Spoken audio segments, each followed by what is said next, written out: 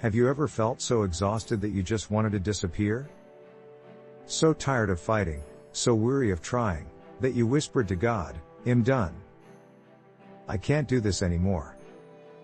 If you've been there, you're not alone. Today, I want to share with you one of the most honest, raw moments in the entire Bible.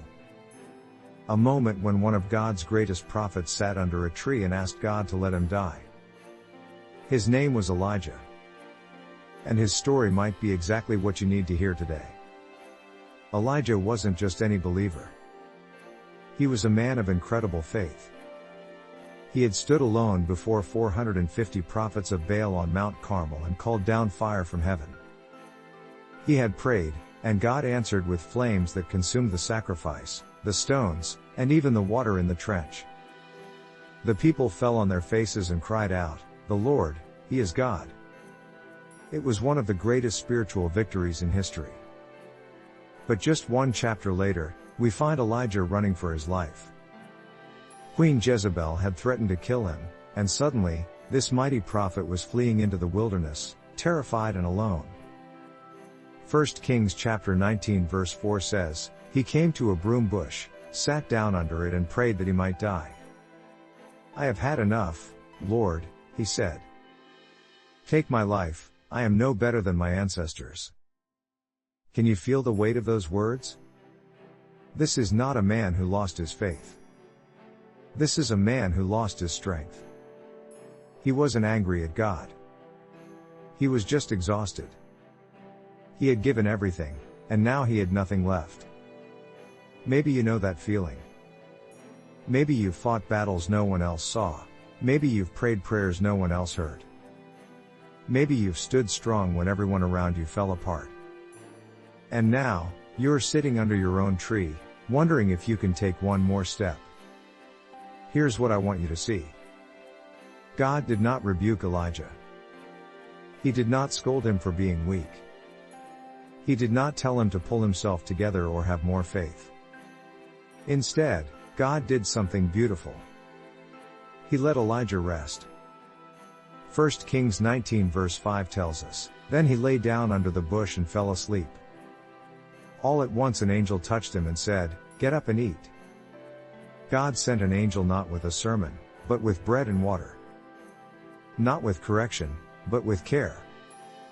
God knew that Elijah didn't need a lecture. He needed sleep. He needed food. He needed to be reminded that he was not forgotten. Sometimes, the most spiritual thing you can do is rest. Sometimes, the most faithful response is to admit you're tired. God is not disappointed in you for being human. He made you human. He knows your frame.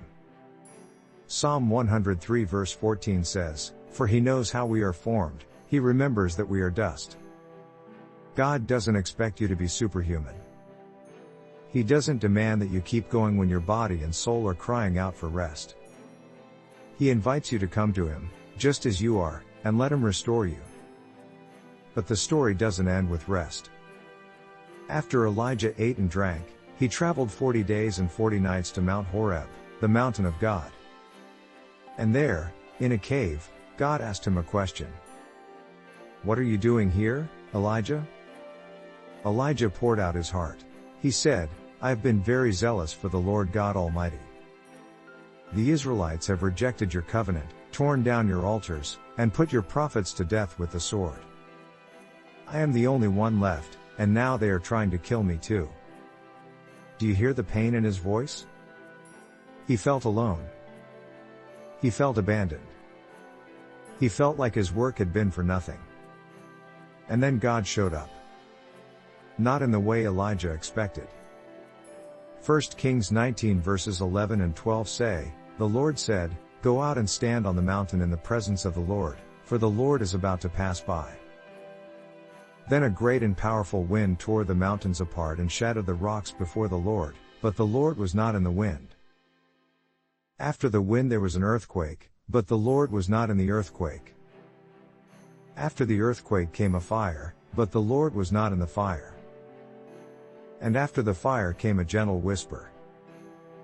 God was in the whisper. Not in the earthquake. Not in the fire. Not in the noise and the power and the drama. But in the still, small voice. God was saying, Elijah, I'm not always loud. I'm not always dramatic. But I am always here. And sometimes, the most powerful way I speak is in the quiet. When everything around you is falling apart, when the noise of life is overwhelming, God is still there. Whispering your name. Reminding you that you are loved. Reminding you that you are not alone. God also corrected Elijah's perspective. He told him, I have reserved 7,000 in Israel, all whose knees have not bowed down to Baal. Elijah thought he was the only one left. But God said, you're not alone. There are others. You just can't see them yet. Sometimes, in our darkest moments, we believe the lie that we are the only ones struggling. That everyone else has it together. That we are uniquely broken. But the truth is, there are thousands of others who are fighting the same battles. Who are sitting under the same trees. Who are whispering the same prayers. You are not alone. So what do we do when we find ourselves under the tree? When we're tired, discouraged, and ready to give up? First, we rest. We stop trying to be strong in our own power. We admit that we need help. We sleep. We eat. We take care of the body God gave us. There is no shame in resting. Jesus himself said in Matthew 11 verse 28, Come to me, all you who are weary and burdened, and I will give you rest. That's not a suggestion. It's an invitation. Second, we listen. We stop straining to hear God in the noise and start listening for his whisper. We turn off the distractions. We sit in silence. We open our Bibles and let him speak. God is not silent.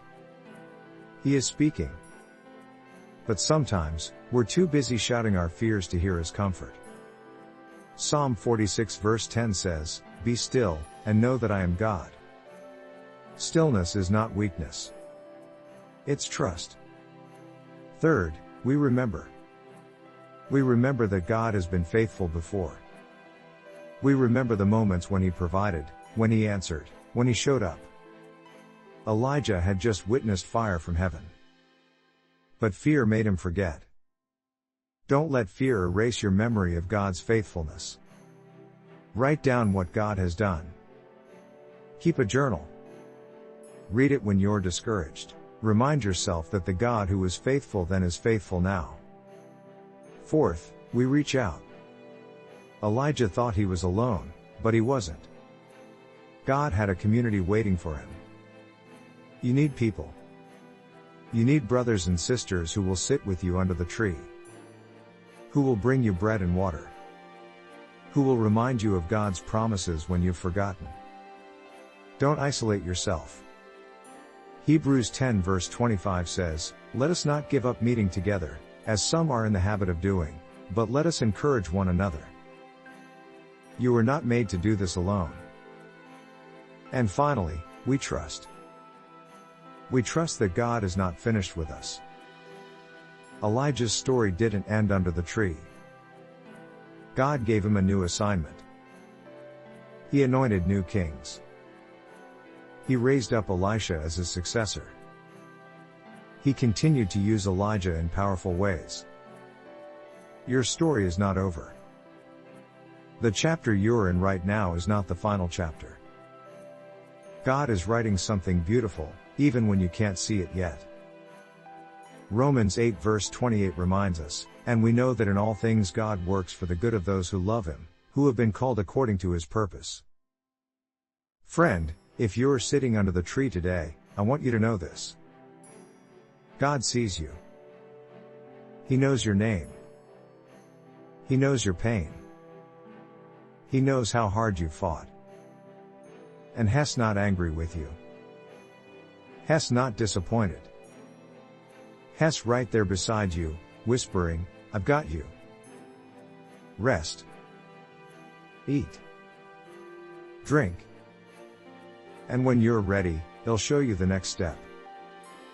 You don't have to have it all figured out today. You don't have to be strong today. You just have to trust that the God who sent an angel to Elijah will send his presence to you. You are not alone. You are not forgotten. You are deeply, eternally loved. And the same God who whispered to Elijah in the cave is whispering to you right now. Keep going. I'm with you. And I'm not finished with your story yet. Please like and subscribe. See you in the next video.